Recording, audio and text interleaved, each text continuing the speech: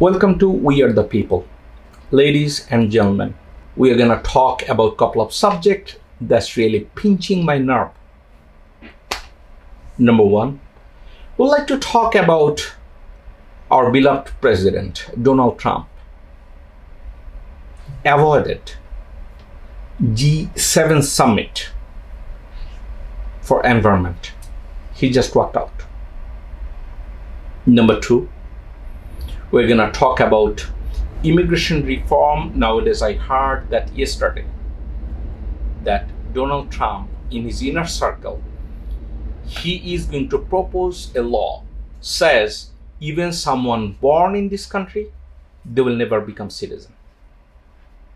Or they cannot even apply for legal status in this country. Number three, we're going to talk about a so-called suicide of billionaire Jeffrey Epstein. Coroner reports comes, says he killed himself, and there is lots of other speculation, whisper, conspiracy theory, and regular judicial process. Sometimes I was really thinking that the way media is portraying this case and making a comments here and there at the court, how they're gonna find a jury who has no idea about this case. As a matter of fact, no one would be fair-minded. They would be prejudiced against accused and some other folks. I have very little knowledge about it. I do talk show. I'm not an attorney. I have nothing to do with the legal field. Again, my honorable guest and my friend, attorney Donna Sullivan, she's always give me hand and whisper, which is the legal side, how we can interpret those stuff. So I'm lucky to have her with me today, and she's kind enough. She made the day. She's making $3,000 per hour. I wish she made $5,000 per hour. I just sometimes snatch her. I says, Donna, just come, let's talk. And another thing I'd like to mention, that whenever I talk to her, one thing she always reminds me. She said, Jacob, we are the residents of Queens County. Let's do something for the county of Queens. She really want to do something. I don't know what way we're going to move forward with her good intention, that even as a citizen, she has every intention to help all of the residents of Queens County. So, ladies and gentlemen, please meet attorney Donna Sullivan.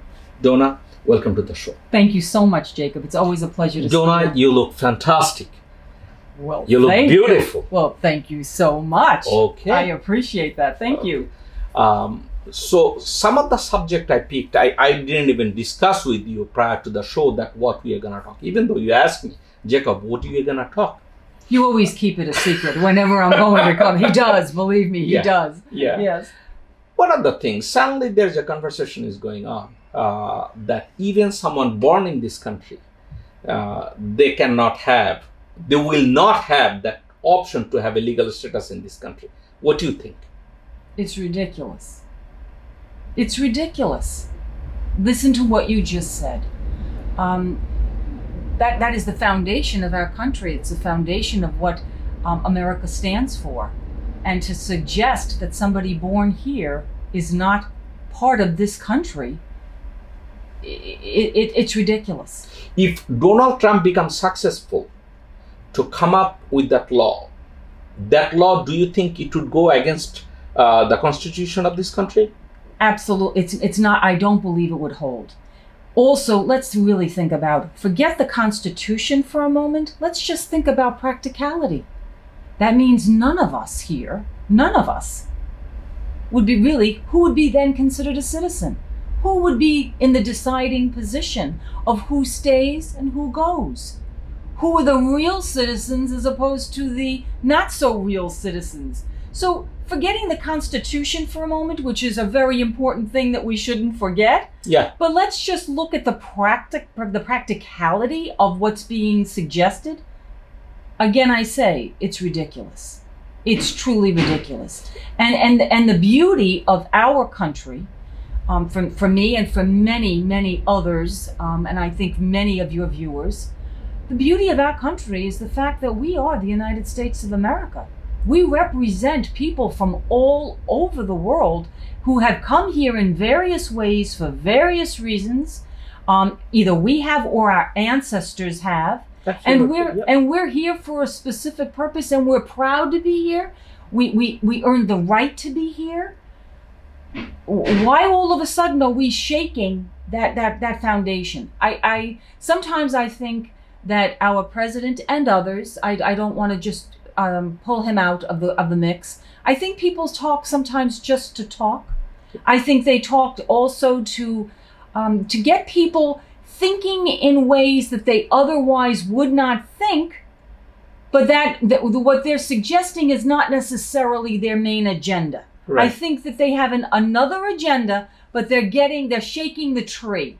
They want something else to fall off the tree, but they're shaking it. So you're saying he wanted to build wall, so he couldn't get the finance. So now he's going this way, he's making this way, so that Democrats come back to the pavilion, negotiating table, and says, okay, we're going to give you this, don't do this. I mean, is that a possibility? Of course, and it's what you just said is very reasonable, it's very rational, and I think it demonstrates what's lacking today. In my opinion, one of the biggest problems we have, whether or not it's in our families, or it's in our country, or it's in the world, one of the biggest problems today is the fact that people are not communicating. We think we're communicating, but we're not communicating. We think that we're expressing ourselves. We think we're sharing our ideas and saying where we're at, but we're not. That's a problem. The second problem that I think that permeates everywhere today is what's happening, and it's demonstrated well in our government. Whether you like or you don't like our president, he is our president. True. He is our president, regardless of how you feel. And I think that our problem, not only here in the United States, but in general, all of us, our problem is we get these feelings about things, whether it's husband and wife, families, international issues, whoever, whatever. We get these feelings. We don't know what to do with these feelings, so we react. So we have it very well demonstrated between Congress and our president. He makes statements, he says things that are quite unusual, that are not traditional, that in some instances are hurtful, but he says things. And what does he do? What does he get from it? He gets a reaction. Reactions are not what we need. We need good, rock-solid responses. And a response is something that we all need to do when we're put in a position where we're shaken up a bit. What do you think if someone says, okay, Donald Trump is saying something, he got the reaction from the public, and based on the reaction, he make a decision? Because it's all, look at what's happening, it's all reactionary. And I think that that's something that he is counting on. He is not. You can say whatever you want to say about him in a lot of different ways. The man is not stupid. He's not stupid. Absolutely not. And I think most people, even those that don't like him, will agree he's not stupid. So he has an agenda. And he knows it. You know, I often, with my clients over the years, I use this example, and I know sometimes they roll their eyes, but you know that over the years, people will come back to me and say, you know, Donna, that example you used was so appropriate. I often say life is a schoolyard. Do you remember when Johnny and Sally were in the schoolyard? Yeah. And Johnny would go over to Sally and pull her hair, and she'd cry. You could bet the next day, what was Johnny going to do? He's going to do the same thing. Yep. But the day that Sally sits and looks at Johnny, holds it together, just looks at him like, oh gosh, and doesn't give him the reaction. Johnny is not going to do that again. He's going to lose interest, or he's going to realize, gee, for me to get attention from Sally, I'm going to need to do something else. Yes. And maybe the something else that he's going to have to do would be more appropriate behavior, would be something that would be more positive as opposed to negative. True. It's a very simple, basic example. You know, some people may say it's ridiculous, but I think it permeates our entire society. And I think right now, if Congress stopped acting like Sally and started dealing with what and who we have as our president, and instead of being so quick to oppose and I want it this way and digging their heels in, what happened to the days when we all felt a responsibility to one another, to our president, to everyone, that we all get in the ring, roll up our sleeves, and figure out what are we going to do? What are the best decisions? We've lost that. We've lost it, I think, across the board. There's another subject I'd like to bring. Lots of immigrants and lots of what do you call it? American Civil Liberties Union and some other human rights organizations. Human rights, yes. They're getting frustrated of Donald Trump's act in immigration. On the other hand, I'll remind you, what party did better for the immigrant? Democrats or Republican? I don't think Democrat did anything in favor of the immigrants. It's the Republican who gave an amnesty, who comes up with a program, who did this, who did that. Republican did best for the immigrant, but as a matter of fact, Democrat, look at the most popular president of America was Bill Clinton. In 1996, he's the one signed a bill that hurts immigrants more than anything else. And but you know, Jacob, why I says that? Yes. I believe Donald Trump would come up with a better idea about legal immigration than I don't think any other Democrats than I can think of. Who is gonna cover that legal immigration? That okay? Do you know what? There is 11 or 12 million illegal or undocumented people are living in this country for decades. Mm-hmm. I don't think any of the Democrat candidate, those who are running for the president, has any clear-cut idea that that would be the path. I'd like to bring all those 11 or 12 million people. I don't think they have anything. Rather, Donald Trump is saying, I'd rather build a wall, and whoever we have inside the country, we're going to give them some sorts of a status so that they can stay here. Or Donald Trump is thinking like Strom Thurmond, throw everybody out of the country, which is not possible. Right. How they're going to do it? I don't know. What's your take? Well, but what I'm suggesting is that what you just explained is exactly what's gone on. And what I'm really getting to is, why is that what's going on? And it shouldn't be a sheet of, oh, okay, well, we did this, well, you did that. I know I sound very idealistic, but I think that our ideals are important. And I don't think we should lose our focus on our ideals and our values. Yep. And our focus cannot continue to be foggy. It can't be removed. It can't be distorted. It can't be misdirected. Our focus has to be on what is the best for all of us. What can we work out? And if he's proposing this and, oh, gee, I don't think that's a good idea. As a matter of fact, I think it's horrible. Well, instead of reacting to it, why don't we come up with other ideas and say, okay, share with him. This we're having a problem with, but this part of where you're coming from, we do agree with, and this is what we're thinking about that. We think this may address your concern. How do you feel? That's communication. That's discussion. So you're saying and that we don't have that, Jacob. That's my point. I don't see it. And until we start getting that, we can talk from now until you and I are both gone. And nothing's going to happen with anything in any way. What you think of, let's put immigration on the other hand, there is another subject. You know that Donald Trump skipped G7 summit. His complaint was, he was complaining that G7 should be G8, they should include Russia. And he prescribed that why Russia is important, why Russia should come as a developed industrialist nation, that they should include. But on the other hand, Donald Trump from the beginning as of today, he don't believe that negative impact of the environment. He don't believe in environmental disaster is happening. So he did not even participate. All those 6 head of the state was there. He didn't go there. What do you think about environmental issues? If you care about environment, I know you do and I do. He don't believe that there is anything wrong with the environment. Okay. Well, first of all, I don't think it should be about what he believes is important and isn't. When you have the office that he is currently holding, remember, his power comes from us. True. Sometimes I think everybody forgets that, but his power comes from us. True. And he's supposed to be representing all of us. So we've all been in a situation where we've attended meetings or events that we don't want to attend. We don't support maybe things that are being discussed at that meeting or that event, or we don't support the celebration that we're attending. But what do?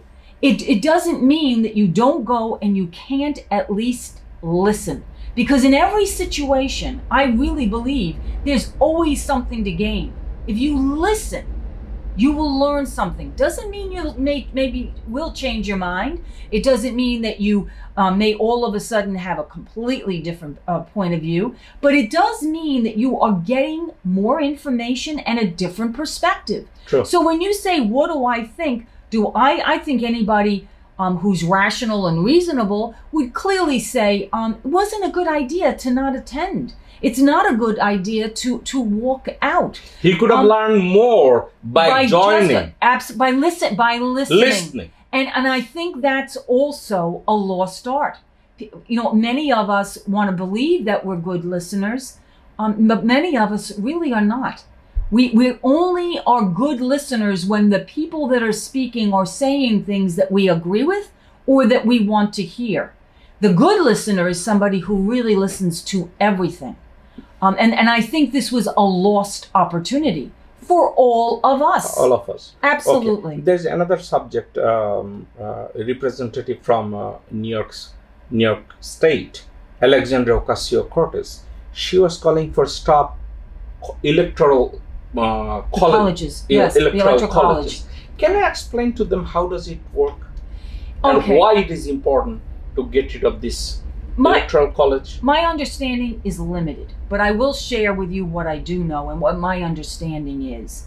That if you look at our population, if you look at a map of the United States and you look at the population in certain areas, it's very concentrated and the population is extremely high.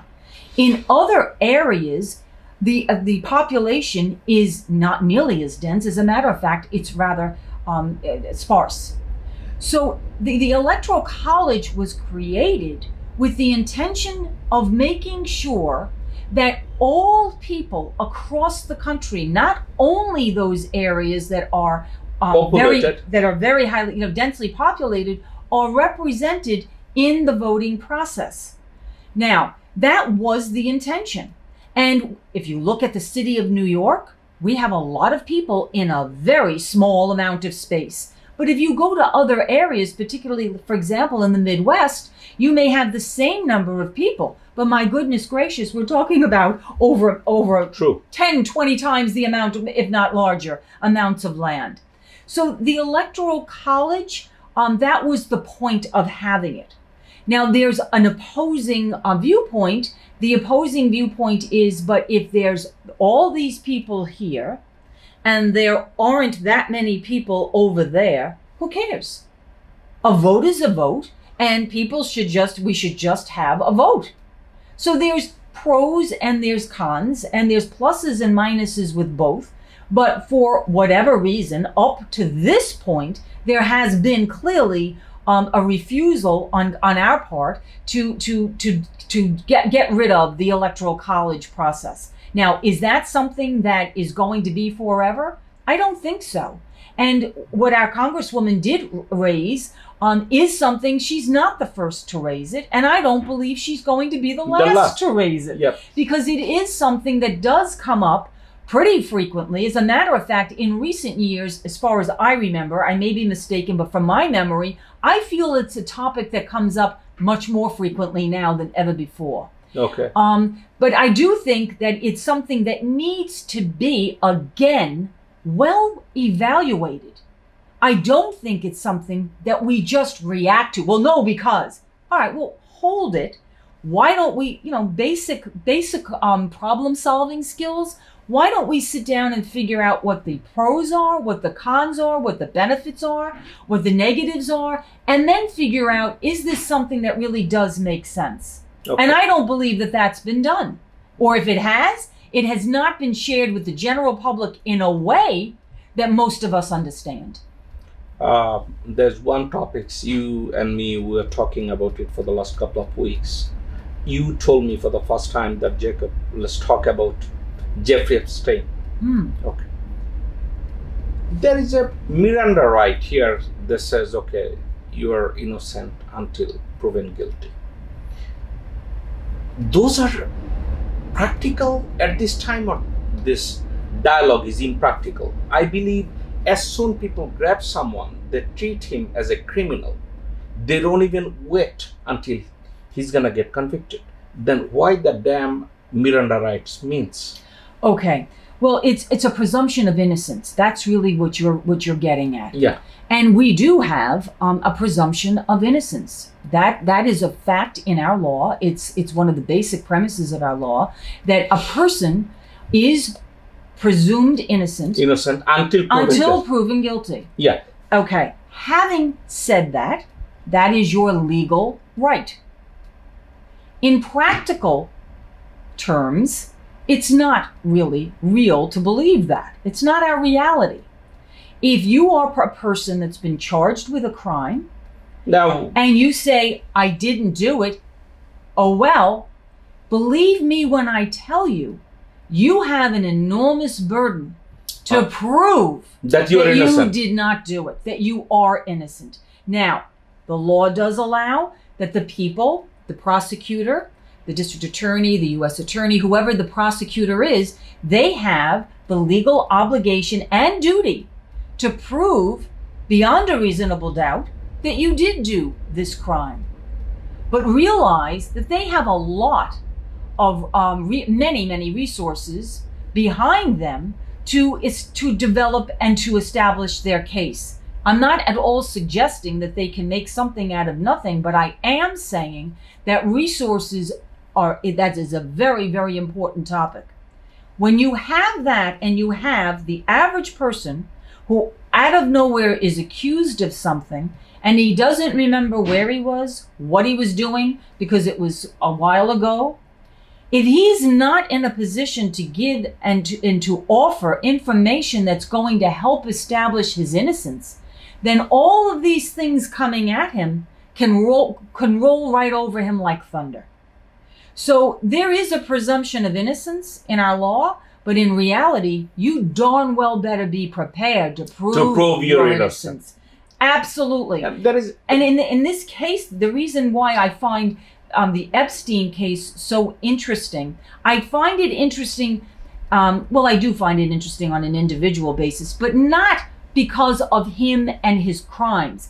I think that case that most people are aware of, it raises a lot of questions and issues that are general, that we all talk about, but not in the same setting. Right. And I think his case raises, and one of them clearly is the presumption of innocence. Another issue that comes up is the media. Right. The media's role in prosecution. Should the media have a role? I think that is a very, very important question. And I think this is a good example of the pluses and the minuses that are involved when you have such media attention in cases. There is one thing I'd like to, I think lots of people will find this intriguing.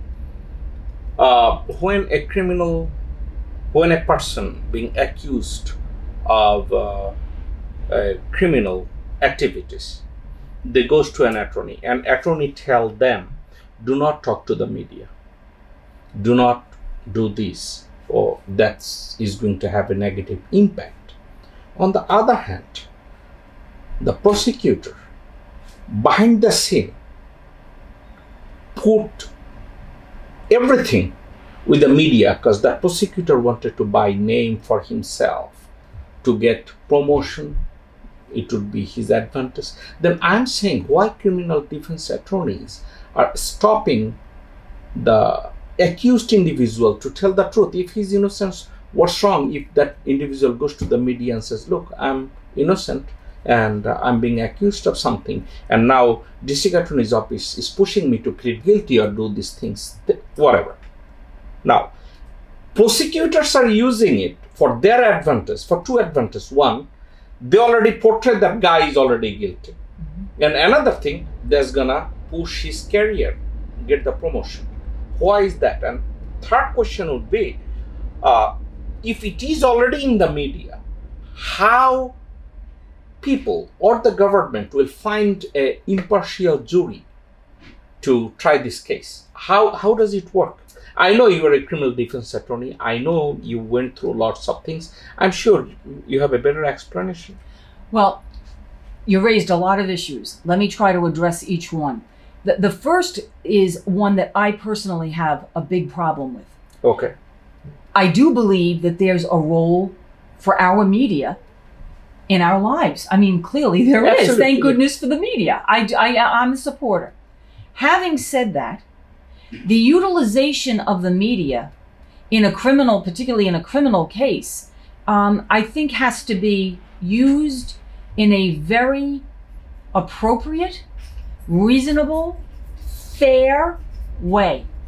And I think we've lost that. What you suggested and what you basically stated, I agree with you. It's often, not all the time, but in some instances, you do have prosecutors that come forward.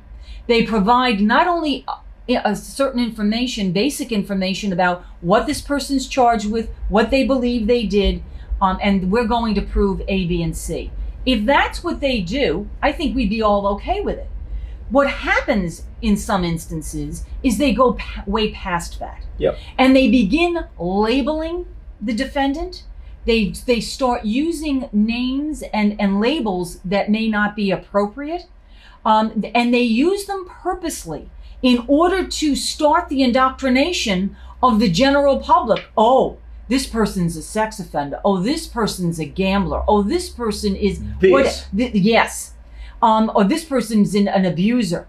Whatever it is, the indoctrination begins. And clearly, many prosecutors are very much aware of what they're doing when they start doing that. Do you think that does it purposely? Yes, in some instances, yes, I do. Because they have a slant to their case that they need, that they want, that they think will evoke interest if they take that slant. And if it evokes interest, they're already getting their jurors. They're already getting them. So another issue you raised is, but how do you have a fair jury when people have already begun to read? And with the question you're raising is a valid one. It's a very difficult thing when you have a highly publicized case. It's extraordinarily difficult to find, if you will, a fair jury. And particularly to find a fair jury in the area in which the case is pending.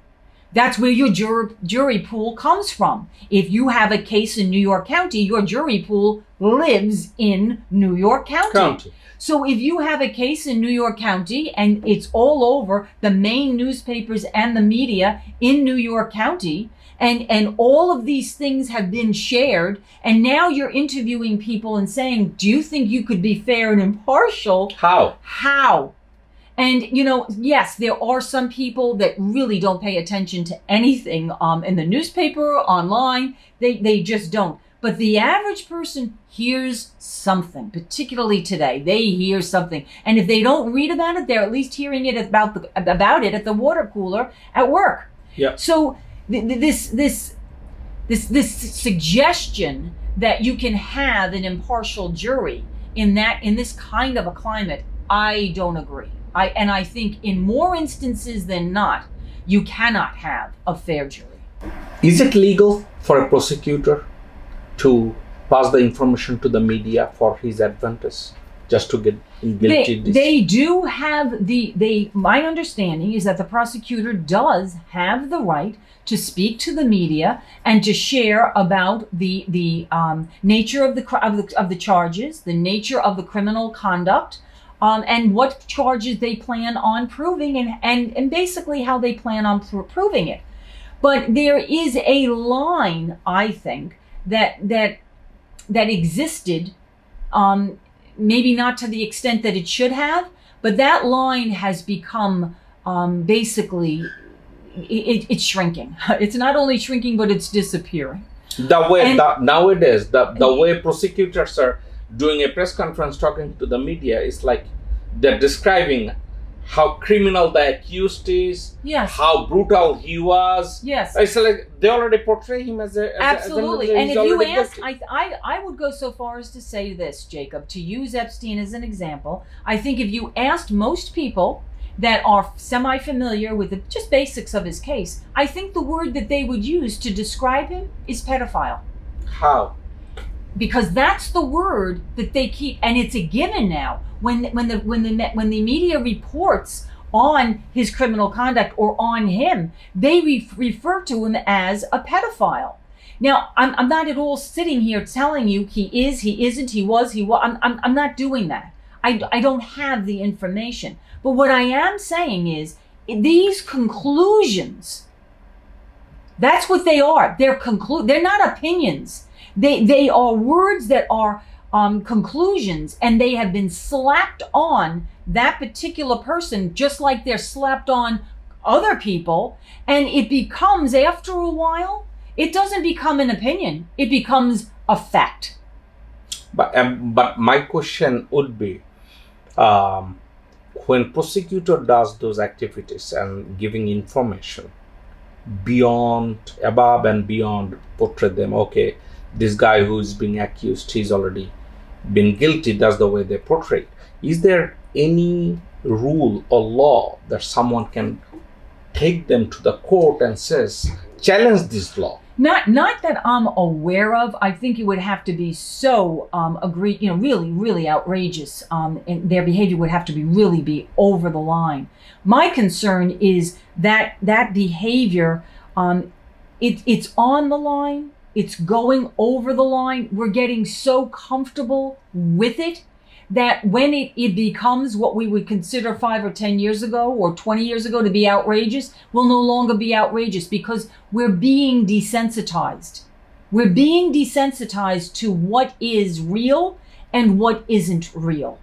And that's where the concern is. The other issue you raised is that most defense attorneys say, don't talk to the media. Why not? And the concern that a defense attorney should have, and most do have, is you don't want to try your case in the media. The media, believe it or not, does not have access to all of the information. And if you think that you're going to try a case in the media, as opposed much better than you would in a court of law, you're making a big mistake. The media does not have the same standards, does not have the same legal requirements, does not have the same, if you will, the same microscope looking at it as a court of law does. So, what the media could say about a comment that a defendant would say is far different than perhaps what a court could or would say. I'm giving you one of the example. New York Times, one of the reporter I was talking to, he reports something. Yes. Crime. He went to the DA's office, he got the information. Then he reached out to the defendant before he finished the article. Yes. Defendant's attorney advised him not to speak to the media. Now, the reporter from New York Times, he says, if the defendant would have spoken to me and giving me his side of the story, I would have been more fair to write that article.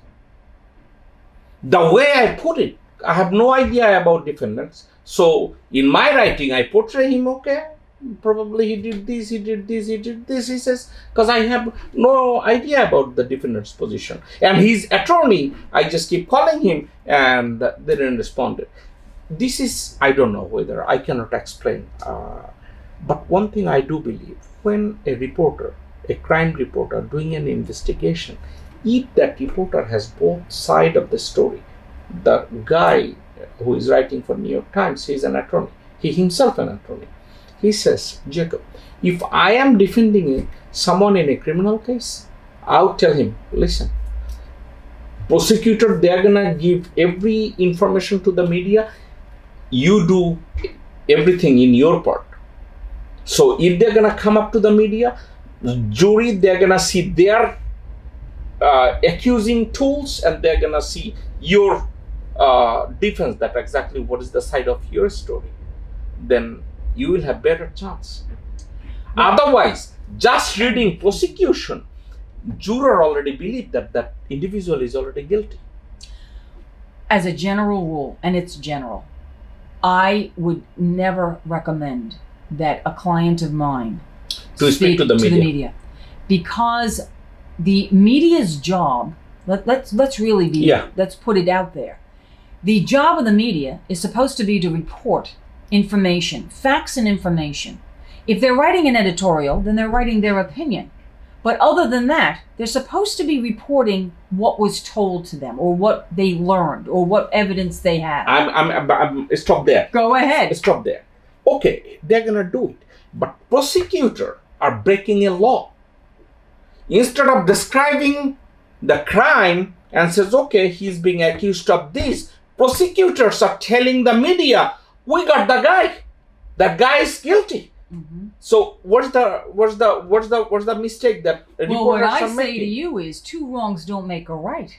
Another thing. And so if you have somebody who's acting improperly, what the worst thing, in my opinion, that you can do is get in and do the same.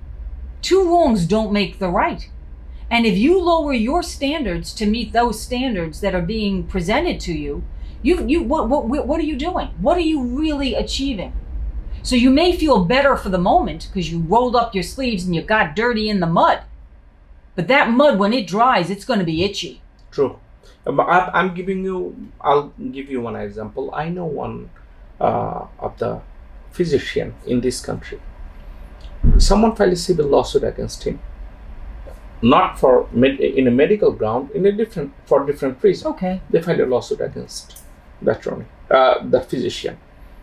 And the physician, he's a doctor. He has no idea about judicial process. Mm-hmm. At one point, he ended up have a default judgment against him because he did not responded. Whatever, got a default judgment.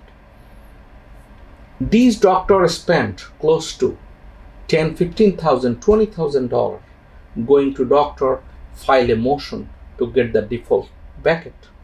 Failed. Then the doctor went to one of the attorney, friend of mine, and says, what can be done? And then that attorney, me, we're talking that what can be done? We already filed 5, 6 motion to vacate the judgment, and the Queen Supreme Court says no. And then attorney was looking at me and says, Jacob, do you have any idea in a logical point of view? And I says, I'm not an attorney, I cannot make you any legal suggestion, but one thing in my theory, go offense. He said, what do you mean? File a counter lawsuit. He says, why you think it's going to work? I said, file a counter lawsuit. That lawsuit is going to go to a different judge. Mm-hmm. And if it goes to the different judge, they're going to look at the subject from your side of the story. From a different perspective. Different perspective. Mm-hmm.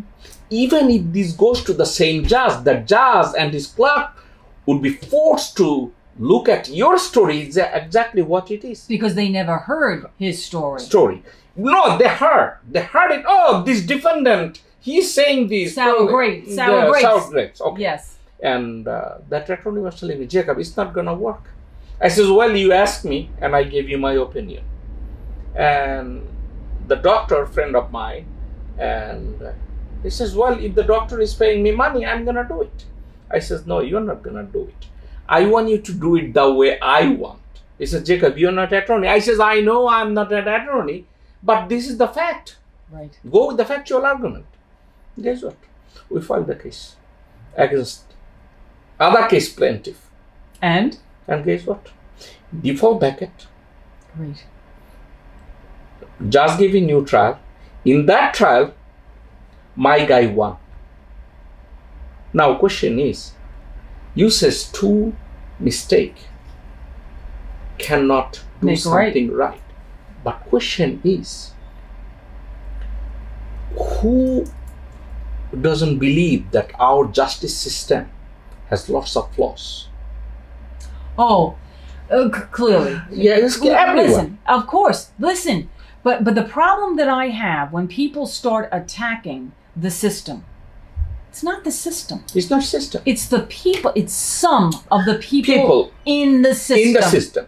That's the problem. And again, we react. Again, we react. We're not responding and coming up with standards and methods to better assure that we're going to have people in certain decision-making positions Donna, that are going to make really good decisions. Donna, right before Queens County District Attorney's race, you and me, we showed our concern. We did our television program. Yes. We knew that lawlessness at Queen's DA's office. We described that this thing happened, this thing happened.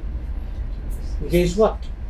You raise your voice, I raise my voice, we give our opinion, we put these things on our television program. There's millions of views, everyone saw it. But guess what? The person who got elected, do you think she's gonna correct anything at the DA's office that morally should be obligated to do it?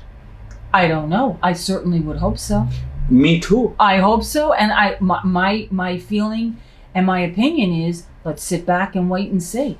But I'm the eternal optimist. I've got to believe better days are coming. You are. And I don't know whether or not they are coming, but I certainly can hope that they are. I think a lot of people, enough people, had a lot to say about the way things have been done and are really, really yearning for better days ahead. Okay, well, I have respect for that one and I support your opinion. Okay, we are almost end of our time. I'll tell you something.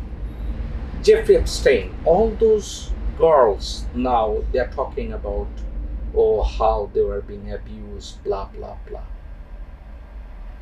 How come none of the victims are not saying how much money they received from Epstein? I'm not defending Jeffrey Epstein, but all those girls knew what they were doing, taking money. Even their parent consented it, that they're gonna go to the island with Jeffrey Epstein. You are allowing your 16-year-old girl to go to a private plane with Jeffrey Epstein, go to island. You are saying you are sending your daughter to read Bible over there and now you are playing victim? How would you respond? How I respond is this, Jacob. There are varying standards that we have in our society based on our religion, based on our culture. I don't think there's more of an area that has more diversity than we have right here where we are in Queens County. True. Having said that, there are factors. The ones that you raised, was money accepted? Were parents consenting? That does not mean that or suggest that whatever it is that Epstein did or did not do was illegal or was legal. I don't think that's where you're going. No. But what I think you're doing, and you're correct for doing it, these are pieces to a puzzle. And these are things that need to be considered when you view the criminal conduct or the alleged criminal conduct of a person. True. And I think that's something else that we have lost. You're not saying, but I think that there are too many people that would listen to what you just said, and they would walk away saying, did you hear what Jacob Milton said? That these women don't have any rights, that because they took money, or if they took money, that tough luck, that's just the way it is, and Epstein should have gotten off. That's not what I'm saying. No. But do you see what I'm saying? People react to comments, to objective comments. They react to them. They don't allow the information to settle and to really properly evaluate it. So what do I say? I say there's a lot to be considered in these type of cases. And our laws, I think, periodically have to be re-examined to see whether or not the laws that we have, do they make sense in the society that we currently live in? Clearly, the society we live in today, and I'm talking in a very specific way, but in a general way, sexual promiscuity is something that, and sexual conduct is very different today with varying age groups than it was when I was a kid, when you were a kid. Right. Things are different. I'm not at all saying they're better, and I'm not saying they're worse. I'm simply saying they're different. And what I'm suggesting is that maybe our laws should also be evaluated in order to make sure and to ensure that what our laws have and are, that they correspond with what our reality is in terms of our structure, our societal structure. So I think what you're raising, they are valid points, and they are things that should clearly be considered. But the problem frequently, people react to them. They're not thinking it through. At this point, Jeffrey Epstein is gone. Mm-hmm. Now, as a legal professional, do you really think he killed himself? I have issues with it. I will say this, my understanding from what I read in the news is that there was a gentleman by the name of Dr. Michael Baden, who I believe the Epstein family or representatives had asked that he be present for the autopsy. I happened to know of him through my former partner, my deceased partner, Ed Hammock, who knew him for many years. And through Ed, I have enormous respect for Dr. Baden. The fact that if he says that this was a suicide, I believe that there was enough there to establish that there was a suicide based on the physical evidence and the medical evidence that the doctor reviewed. But there were things that happened that I don't believe the medical examiner takes into consideration that don't add up to me. There are too many, if you will, coincidences. And one thing Donna Sullivan doesn't believe in is coincidence. So there are things like, for example, I do a lot of prison work, as you know, prison and jail work. Whenever you have, or I've had in the past, clients that have attempted suicide or have mental health issues, they're placed in a special observation unit and a special observation cell. Well, not only are certain guards, correctional officers assigned to watch that inmate, but there's also inmates that have the job of watching somebody in the suicide unit. Right. According to what I read in the newspaper, not only was the inmates assigned there weren't there, but the officers that said that they were there, apparently, I think I read that they filed false statements saying they were there when in fact they weren't. So it seems to me no one was there. That cannot be coincidence. That's pretty heavy. And if you couple it with the fact that apparently there was an attempted suicide, I put that in quotes because that's what I read, about a month or so before Mr. Epstein did die, that ups the ante for me even more. When you have someone in your custody who already tried, you increase the observation of that particular inmate. Because listen, corrections, whether it's federal, state, it doesn't matter. Corrections has 3 words that they have to worry about: the care of an inmate, the custody of an inmate, and control of the inmate. That's what their legal responsibility is: care, custody, and control. So if you know you've got a problem here, you need to make sure that that problem is addressed. And it just seems to me that so many different things fell through. And I question why. And when you also throw into the mix the fact that there were so many alleged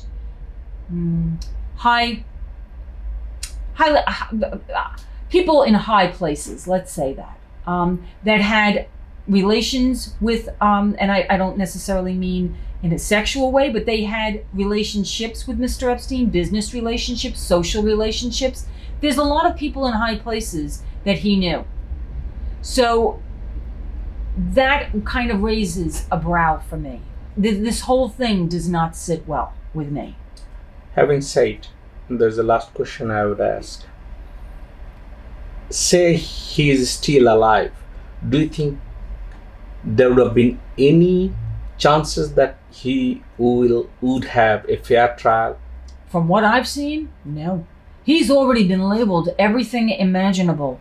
And listen, people are going to label you. That's part of life. But we have gone to such an extreme, our society has gone to such an extreme that, as I said before, that label is not an opinion. That label quickly becomes a fact, where people will say, oh, the pedophile, oh, the sex offender, oh, that's what they do. And it's before any evidence was presented to counter what he was charged with. We haven't heard a word about that, haven't seen it. And sadly, a lot of people don't need to. So when you ask me, do I think he could have gotten a fair trial? I don't know how. Donna, it's nice talking to you. There's a 3 or 4 subject today we finally finished a couple of subjects. There'll be new subject that you and me we're going to talk about. Let's talk about next show. We're going to talk about what way we can be helpful for the residents of Queens County. As I know you're very much passionate, we're going to talk about Queens County next week. It's the best county going, let me tell you. We've got more going for us than anybody else. Absolutely. No disrespect meant to the other counties. No problem. But this is an extraordinary county. Absolutely. Thanks. Thank you for having me. Always a pleasure. No problem. Well, ladies and gentlemen, one thing I'm clear after talking to my friend Donna Sullivan, that Donald Trump, whatever he's doing, I agree with her that man is not stupid. He's way smarter than lots of people. That's why he became president of this country. And another thing I believe, that don't lose your hope. Especially, it's not Republican or Democrat. But if you're looking at the statistics, it is the Republican government always helped immigrants, even though we immigrants do not support Republican. On the other hand, I agree with my friend Donna Sullivan, who says that it's not exactly he wanted to cut the citizenship of a born US citizen or people who born in this country. As a matter of fact, his agenda is to get something else. You remember he wanted to build a wall in the Mexican border? Probably he is trying to get fund for that wall. And he just using different law, different conversation as his advantage so that he can reach that deal. Don't forget that Mr. Trump is a successful businessman. Number 2, environment. Well, man don't believe in environmental disaster or effect or whatever. I disagree, and me and Donna Sullivan, we agreed that at least he should have go there and sit down on a table, and he could have learned a lot of things about environment so that he could have educated himself. But he did not. Well, it's unfortunate. It's unfortunate for American people that Donald Trump is the representative of all American citizens, and Mr. Trump missed that opportunity. Number 3, we talked about the prosecutor nowadays, the way they're talking to the media, they gave more information than they're supposed to give. They literally portray the accused as a criminal in front of the media. And Donna says she would never allow her clients to talk to the media before trial or these things. Well, I'm not gonna give my opinion. I disagree with Donna, but again, I'm not a legal professional. I'll take her lead. And number 3, we talked about Epstein. Well, what she told me about, does she believe that he killed himself, or is he like, if he was alive, he would have get the fair trial? I agree with Donna Sullivan 110%. Ladies and gentlemen, that's our show for today. But one thing I'd like to mention is worth mentioning. The way Donna Sullivan, he cares about County of Queens. I'll tell you this.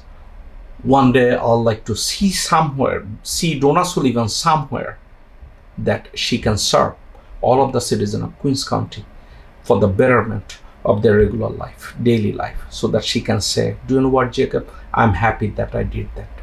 Probably, hey, that day will come very soon. You, us, all of us will try to find hope. We will try to find more people like Donna Sullivan, the way she's thinking about Queens County. I'll see you next time. Take care.